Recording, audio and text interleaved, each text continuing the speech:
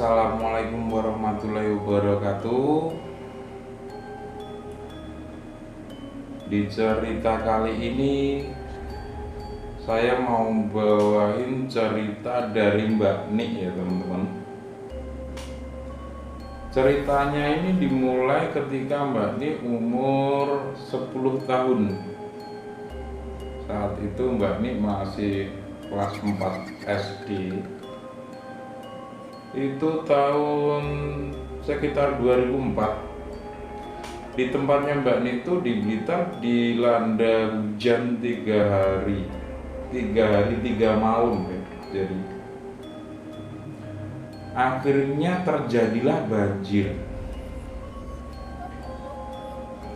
Ya banjirnya itu nggak ada masalah, nggak ada yang aneh dari banjirnya. Tapi di pemakaman di daerah itu ada beberapa makam yang ikut hanyut. Jadi makamnya itu di pinggir sungai gitu. Karena terkikis oleh banjir, jadi makamnya itu longsor. Akhirnya beberapa makam itu ikut hanyut sama air sungai itu. Jadi ada yang masih separuh cuma kelihatan kainnya, ada yang nyangkut di batu, ada yang nyangkut di akar pohon gede gitu kan. Biasa kan ada pohon gede yang akarnya menjalar gitu. Ada juga yang cuma tinggal kainnya. Kejadian itu di siang hari, sore hari itu sekitar jam 4 sampai jam 5-an. Jadi warga itu berbondong-bondong ke situ buat rapiin kembali makam itu. Jadi warga itu yang datang banyak banget, kerjasama gitu, gotong royong supaya sebelum maghrib udah selesai, udah beres urusan ini. Jadi akhirnya ya emang bener sebelum maghrib udah diselesain sama warga sekitar itu. Dan setelah kejadian itu, malamnya saudaranya Mbak Nik ini, omnya Mbak Nik, ya Mbak Nik sih biasa panggilnya om ya, walaupun usianya cuma 6 tahun di atasnya Mbak Nik. Kita sebut aja Om Ido gitu. Nah, karena saudaranya Mbak Nik ini sering mainlah ke rumahnya Mbak Nik, karena rumahnya dekat. Jadi rumahnya Mbak Nik itu ibaratkan kanannya makam. Jadi di tengah-tengah makam itu, makamnya lebar banget, ada sungai. Mbak Nik rumahnya kanannya makam, terus ada sungai, ada makam lagi, terus rumahnya saudaranya Mbak Nik ini. Nah malam itu saudaranya Mbak Nik ini main ke rumahnya Mbak Nik sekitar jam 9 atau jam 10-an gitu. Saudaranya Mbak Nik ini ingin pulang, tapi pengen dianterin gitu. Akhirnya dianterinlah sama Mbak Nik, karena saudaranya ini bilang, ya udah nanti anterin aku dulu, nanti tak anterin balik. Ya udahlah, jadi kata Mbak Nik gitu, karena di saat itu Mbak Nik masih kecil ya. Akhirnya dianterin lah sama Mbak Nik, dianterin pulang. Nah setelah sampai di rumahnya saudaranya itu, ternyata saudaranya nggak mau nganterin balik. Udah, tak liatin dari sini aja, kelihatan kok. Dan akhirnya Mbak nih ya langsung pulang aja, nggak minta dianterin lagi karena udah nggak mau nganterin nih saudaranya. Akhirnya Mbak nih pulang naik sepeda gitu, lewatin makam, terus ngelewatin sungai itu, lewat jembatannya. Tiba-tiba di tengah-tengah jembatan itu Mbak Ni tuh pengen banget lihat sungainya, pengen banget nengok pokoknya. Akhirnya nengok lah beneran Mbak Ni. Di nengok itu Mbak Ni lihat ada mayat yang jatuh.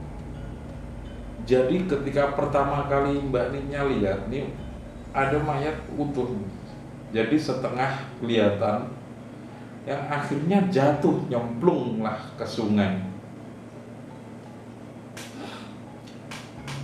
Jadi dengan rasa takutnya Mbak Ni ini ngebut nih, naik sepeda langsung ngebut, langsung masukin sepedanya ke rumah.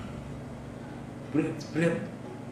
Nah, di situ Mbak Ni ditanyain kenapa sama orang rumah itu, ditanyain gitu. Kenapa? Ada apa? Mbak Ni nggak bisa cerita apa-apa. Jadi Mbak Ni cuma bisa bilang takut. Iya, kenapa? Nggak tahu, takut. Pokoknya Mbak Ni cuma bisa bilang takut gitu.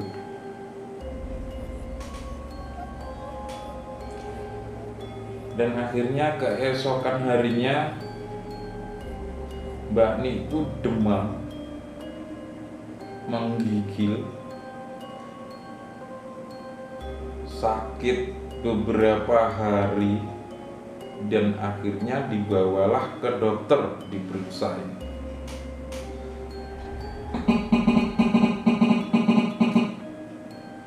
Maaf. Setelah pulang dari dokter, orang tuanya Mbak Ni itu tanya, ada apa? Kemarin tuh ada apa? Akhirnya Mbak Ni bisa cerita itu.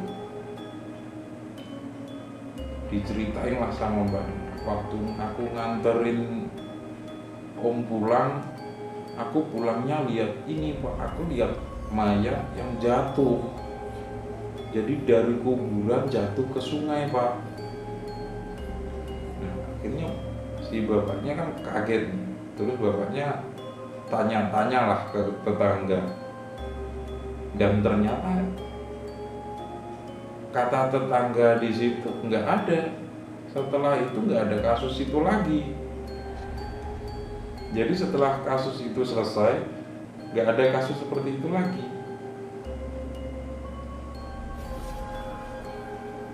Setelah Mbak Ni sembuh dari sakitnya, Mbak Ni itu ngerasa ada sesuatu yang aneh. Jadi indera penciumannya Mbak Ni ini jadi semakin peka. Waktu itu Mbak Ni sering nyium bau-bau wangi-wangian, bau-bau aroma bunga-bunga melati.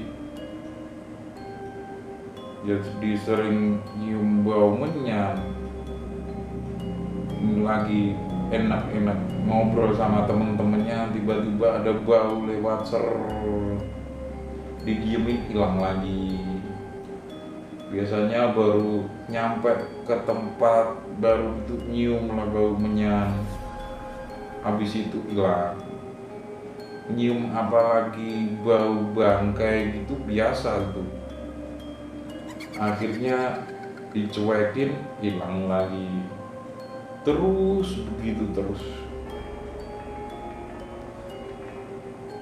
Sampai beberapa waktu kemudian di rumah Mbak Nik itu cuma ada Mbak Nik, kakaknya, sama bapaknya Mbak Nik. Waktu itu sekitar jam 11 malam. Mbak Nik sama kakaknya itu barengan sama bapaknya di rumah itu lagi nonton TV bareng-bareng, nyanyi-nyanyi, senda gurau gitulah, bareng-bareng keluarga kan ya. Tiba-tiba di atas genteng itu ada yang lemparin pakai kerikil yang banyak gitu, dikerutuk lah bahasa Jawanya itu. Tapi Mbak ini ngerasa itu bukan kerikil kecil-kecil loh, itu batu yang gede-gede tapi banyak. Akhirnya bapak tuh kaget kan, buka pintu cariin nggak ada apa-apa. Akhirnya si bapak ini ngedumel sendiri, awas ya kalau gangguin, nggak usah aneh-aneh kamu. Nah, si Mbak Nik sama kakaknya ini langsung nengok lah ke pintu, lihat ke pintu, nggak ada siapa-siapa. Bapak ngomong sama siapa ini? Akhirnya Mbak Nik sama kakaknya itu tanya, siapa Pak? Kata Mbak Nik, alah nggak apa-apa, ya anak-anak cepet tidur. Akhirnya Mbak Nik sama kakaknya itu tidur,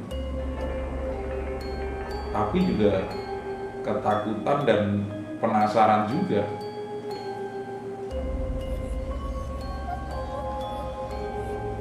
Setelah itu beberapa waktu kemudian di tempat Mbak Nik itu belakang rumah ada lampunya gitu kan ya, tiba-tiba mati, diganti lagi, mati lagi, begitu terus sampai 3 apa 4 kali gitu, hampir seminggu lah ya. Begitu terus, diganti mati lagi, diganti lagi mati lagi. Akhirnya si bapak ini kesel nih, awas ya, tak ganti yang gede, tak ganti yang 100 watt, coba berani ganggu nggak? Akhirnya sama bapak beneran diganti sama lampu yang 100 watt, terang banget. Ayo coba, masih berani ganggu nggak? Kata si bapak.